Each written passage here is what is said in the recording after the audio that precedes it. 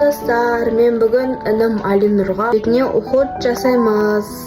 Бірге кеттік көрейік. Енді мынаны бірінші кигізетін боламыз. Не істейсің? Қызық боласың ба? Жоқ, енді уход өйстіп істемеймін.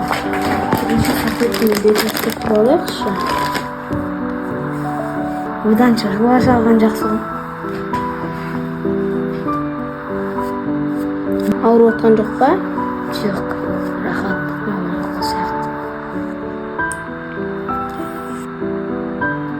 Осы істемей қойсаң болмайды. Енді сенің бетін әдемі таза болып жүрсін деген ғой.